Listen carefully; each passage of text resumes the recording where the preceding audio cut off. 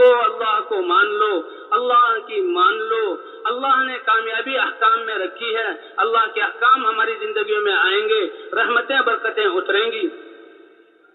تو اللہ کی طرف بلانا، اللہ کے احکام کی طرف بلانا، احکام میں دنیا اور آخرت کی کامیابی بتلانا، اور آخرت کی طرف بلانا کہ اللہ نے ہم سب کو آخرت کی تیاری کے لیے بھیجا۔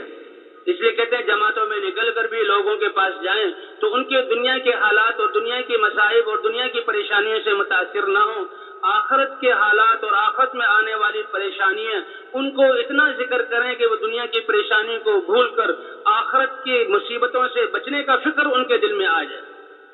اسی کہتے ہیں اللہ کے راستے میں نکلنے والی جماعت جو نکلی ہوئی ہے اس کی قربانی کا اثر ہوگا۔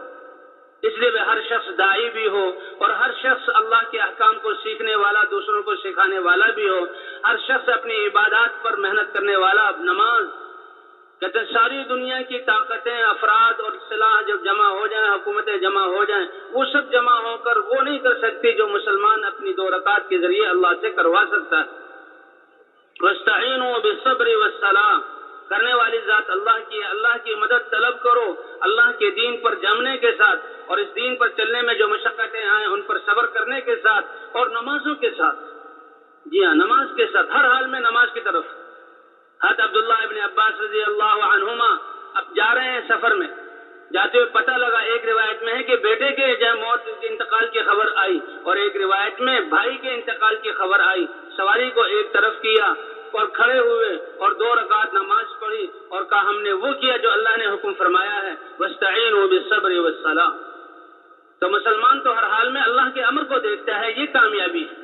کامیابی اللہ کے امر کو پورا کرنے میں ہے، چاہے جان چلی جائے۔ حضور صلی اللہ علیہ وسلم ہے، ایک صحابی حضور صلی اللہ علیہ وسلم کے پاس اپنی سواری کو دوڑاتے ہوئے آئے اپنی حاجت رکھنے کے لیے، سواری کو روکا، جھٹکا لگا تو وہ گر پڑے، اور گردن کا منکا ٹوٹا، ان کا انتقال ہو گیا۔ صحابہ ان کی طرف دوڑے تاکہ ان کو اٹھائیں، ان کے کفن دفن اور غسل کا انتظام کریں۔ اللہ کے رسول صلی اللہ علیہ وسلم نے فرمایا کہ میرے اس صحابی کے پیٹ سے کپڑا ہٹاؤ۔ کپڑا ہٹایا تو دیکھا پیٹ جو ہے خشک ہے، انتڑیاں خشک ہیں۔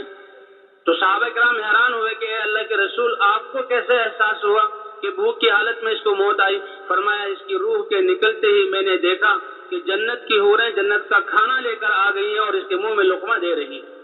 اے میرے بندے، یہ صرف دنیا ہی میں بھوک برداشت کرنا تھا۔ کامیابی یہ نہیں کہ بھوک آئی تو اچھا کھانا مل جائے، کامیابی یہ ہے کہ بھوک جب آئی ہے تو اس میں اللہ کا حکم کیا ہے، اللہ کا حکم پورا کرتے ہوئے کھانا پیٹ بھر گیا تو بھی کامیاب، اگر پیٹ نہ بھی بھرا، بھوک کی حالت میں موت آ گئی تو بھی کامیاب۔ ایک علاقے کے لوگوں نے حضور صلی اللہ علیہ وسلم کو خط لکھا کہ ہماری قوم اسلام کی طرف آنا چاہتی ہے، آپ اپنے کچھ صحابہ ان کو سکھانے کے لیے بھیج دیں۔ آپ نے ایک قاریوں کی جماعت تیار کی اور ان پر ایک امیر مقرر کیا اور خط لکھا، دیکھو تمہارے بلانے پر میں ان کو بھیج رہا ہوں اور دیکھو ان کا خیال کرنا۔ اور حضور صلی اللہ علیہ وسلم نے خط دے کر بھیجا۔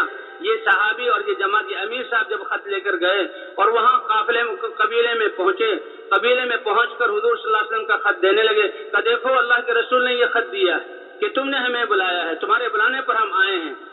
اور عرب تو اپنے وعدے کا پاس رکھتے تھے کہ وہ کھڑے ہو کر بات کر رہے ہیں کہ اس سردار کے بھتیجے نے پیچھے سے نیزہ اٹھایا اور ان کی کمر میں زور سے مارا اور وہ نیزہ جو ہے کمر سے داخل ہو کر پیٹ کی طرف نکل گیا اور خون کی فوار اٹھی۔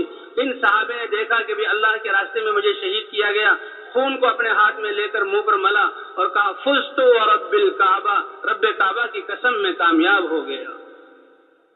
ارے وہ کافر یہ دیکھ کر کہ یہ تو دشمنوں کے ہاتھ میں آ کر اور نیزہ اتنی بری طرح لگا اور نیزہ لگ کر ان کی روح نکل گئی۔ فزت ورب الکعبہ، یہ کون سی کامیابی؟ رب کعبہ کی قسم کھائی۔ رب کعبہ کی قسم، یہ بہت بڑی قسم تھی عربوں کے ہاں کہ کعبہ کے رب کی وہ کامیابی کیا ہے؟ لوگوں نے بتایا کہ ان کی کامیابی تو یہ ہے کہ اللہ کے دین کے لیے جان کا چلے جانا، اللہ کی رضا کا مل جانا اور جنت کے تذکرے، تو ان کی یہ جملہ کتنے لوگوں کی ہدایت کا ذریعہ بن گیا۔